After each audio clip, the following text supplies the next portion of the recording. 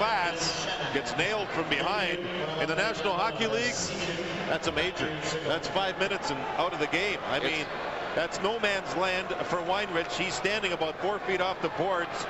Shanahan kept the stick down, his elbows down, but the player was defenseless. And in the National Hockey League, that's a major. Oh, a cheap shot to be sure. At 13.5 minutes to go in the second period, another power play opportunity, but Canada dominating in here now with a shot by Sutter. McInnes will rattle it around in the United States zone a little bit longer. Chelios on the left side collects it. Rink-wide pass over here for Modano. He passes to an open corner. Hull tries to tap it in behind the goal. Miller can't make the pass out in front. Team Canada so strong, killing off penalties tonight. Chelios can't keep it in. Back it comes.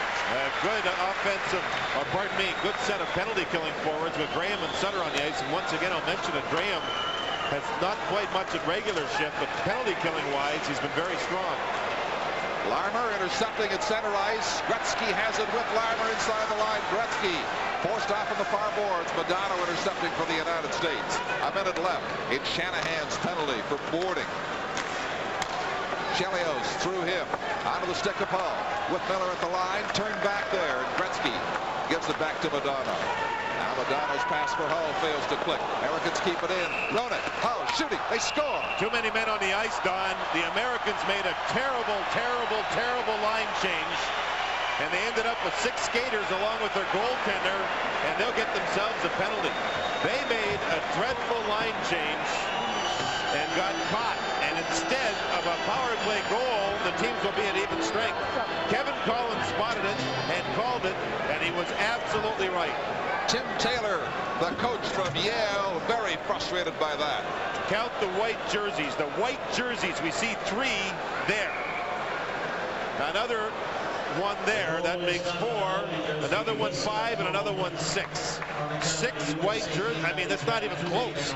They were all involved in the middle of the ice surface, and it's a correct call on a bad line change. No goal, and to make it worse, the United States penalty for too many men on the ice. I'm quite sure when Tim Taylor sees the tape and counts the players, you'll notice how obvious it was. 37 seconds. Le but n'est pas alloué alors que l'équipe des États-Unis avait un nombre de trop sur le recevoir. Une punition mineure de blanc à l'équipe américaine. À 7 minutes 37 secondes. Strange turn of events here for the United States. And when things like that happen, when you get your power play shut down as completely as they have, you get the message, this may not be your night. Well, for Gretzky, showing his stuff, penalty killing, power play, even strength. And what started off as a bad day for him as his football team, the Toronto Argonauts, were defeated today by the Hamilton Tiger Cats. So he's turned his day around. They were more than defeated, 48-24. They were humiliated here. Hamilton's first win. Harchuk battling on the boards with Granato. Canada brings it away again. Corson inside the blue line from Desjardins, sweeping in front, and there's a goal by Scott Stevens.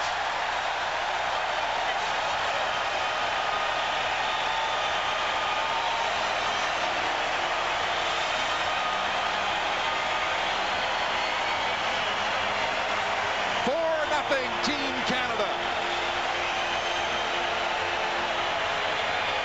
Scott Stevens joins the play. The first even strength goal of this hockey game. The 2 forwards are in. It's Stevens makes an additional man. He's not picked up by anybody. Watch Team USA. Watch the man with the puck. In the middle is Scott Stevens, and bang. With Corson on the puck, Don, 2 American defense watched him move. As soon as Corson drew the 2 defensemen, Corson set the puck up in front, and it was an easy play for Scott Stevens. Hatcher for Hull. And Janney on the pass. Called on the offside by the linesman from Finland. Scott Stevens has been moving into the play a lot in this game, especially when he's been on the ice with Wayne Gretzky. This is a reverse angle. Look at this. He gets into the middle and he stays away from traffic. Stick on the ice, Perfect pass, easy play, pretty good shot. And you know, Scott Stevens, Don, he may end up in a New Jersey Devils uniform. He's up in this arbitration case with Shanahan, and there's a chance, if the league rules through the arbitrator, that Scott Stevens may be going tomorrow when the decision comes down to New Jersey as compensation for Brendan Shanahan. Very, very interesting 24 hours coming up for St. Louis, for New Jersey, and for Scott Stevens. A lot of interesting things within the National Hockey League brewing these days. As the Canada Cup continues, and Larmer is sent away almost home free. He shoots, couldn't get much on it. Check from behind as the shot was about to be released.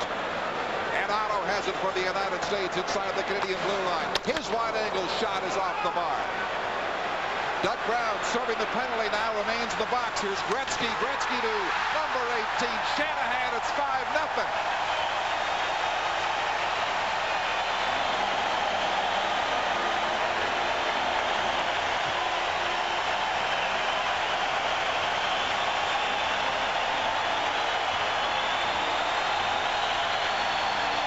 Don, when you're killing a penalty and you miss the net, you trap everybody. Watch Otto miss the net from a bad angle.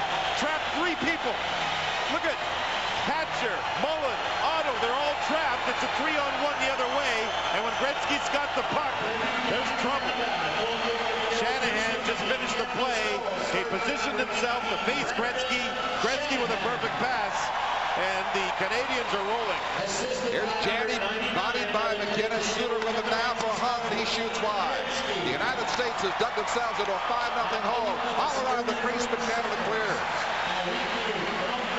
And your point's well taken, John. When you fire it that hard and miss, you couldn't headman the puck and clear it any faster. The key is you can't miss the net from a bad angle when everybody's thinking offense. And when that happens, you just end up trapping everybody. Otto was on the puck, Don, and we'll try and take a look here. Otto's on the puck, and you'll see these guys moving in. They're all thinking offense. And as he misses the net, he traps himself and the other 2 players. The puck swirls around, and Gretzky starts to lick his chops. Now, when we get to the other end of the ice, stop it here. Look at Shanahan, turn around. Gretzky's got to put the puck behind him to hit the blade so he can one-motion the shot. Boom. That's all it takes when 99 has that much time.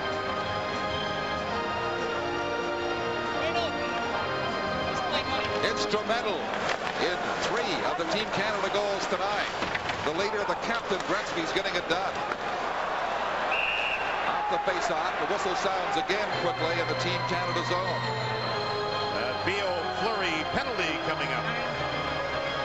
So the United States will try one more time on the power play. This is the Labatt Canada Cup on CTV. 2 of the second period.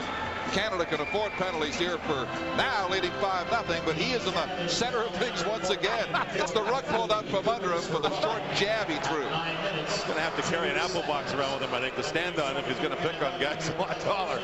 He is a scrappy little combatant. Well, he said he was going to eat a raw steak for lunch. He must have. Graham sends it down the ice to take some pressure off Team Canada. So Mike Richter's had no chance at all here. But maybe we'll see some John Van Beesbrook action in goal as the score is one-sided. Here's Olczyk, passing in front for Hall. He just deflected it over top of the goal past the falling Ranford. Just missed there. Richter stopping it for his teammate Brian Leetch of the New York Rangers. Long lead pass at center ice. They work it inside the line. Stevens clears, Leetch keeps it in. Flips a weak shot to the corner. Madano for Hull. Team Canada clears again. Shot by Stevens down the ice. About a minute left in Fleury's penalty. Past the halfway mark. In the second period, the halfway mark of the hockey game, and Canada leads 5-0. Roenick sidesteps a check, gets it back from Janney, and hits the mesh on the outside of the net. Suter managed to keep it on the line and in play, but here comes Team Canada once again. McKinnis for Corson. Makes a bad pass back. Hull intercepting for the United States ahead to Roenick. Inside the line for Janney, and it's an offside call. The Canadians' penalty killing all through this game has been very, very aggressive. They're going at Team USA all over the place. Gretzky's getting stronger as this game moves along. And Donnie did something he's never done before. He hired a personal trainer in Los Angeles. He worked out with this guy for a month, 2.5 hours a day. He said it's improved his endurance. This is the same guy that trained Mike Powell, who just set the world record in the long jump, breaking Bob Beeman's record. Wayne also at the same time had his brother Brent live with him in Los Angeles, and he worked out too. So Gretzky, noting that he's getting older, is working harder to stay one of the best, or maybe the best. Here is Hatcher centering it for the United States, and they get their first goal. Janney pops it in on the setup of the defenseman Hatcher, 5-1. This is a power play goal for the American team. Janney had 3 points in game 1 of this tournament for Team USA. Their Hatcher powers his way into the zone, and from that point, the Americans flood the front. 4 different players, including Janney, and Janney's the man that got to the loose puck. Hatcher with a strong play to get through Stevens and into the zone, and the puck will come back to Janney, and Ranford, with all that traffic, I don't think saw it. So we have a 5-1 game now. A lot of specialty team goals. Hatcher playing it ahead for Otto. Team USA's goals. Team Canada shooting into the United States corner. 9 minutes to go in the second period. Janney from Hatcher. Here's Gretzky from behind the net now. Granato also an assist on that American goal. Gretzky looks to make his play. Wheels in front. Whistle sounds. They whistle it down before the shot by Gretzky. Kaharski with a call in the corner. And now Otto starts to mix it up in there with Lindros. Lindros on top of it. Now, this no fighting allowed in this tournament. International hockey rules. You get into a fight, the initiator of the fight is tossed. If the person retaliates in a fight, he could also be tossed. But I believe the first penalty here was upcoming to Team Canada, an interference call on the offensive zone. That was the original, I believe. Well, I think it's probably happening here. These teams played each other so often in 5 exhibition games. There are some ongoing grudges. There's some feelings that have carried over here because they are not sticking to hockey. Larmer and Lindros in the penalty. I think the original was going to Larmer. You're going to see, and right here, Hatcher get pulled down. Larmer's trying to hold up Hatcher as Gretzky had the puck. It's a smart play if you don't get caught. Now Lindros goes over to Otto after Otto was having words with Gretzky. Hey, you gotta love that. When your best player is having words with the opposition, you go over and look after your asset. For an 18-year-old kid, he did a pretty good job of it. He's so big and strong, he just bowled Otto over. You gotta love that in a kid.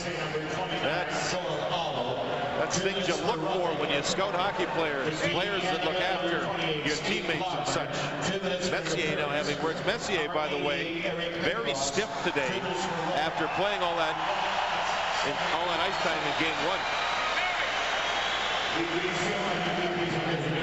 So an extra penalty goes Canada's way.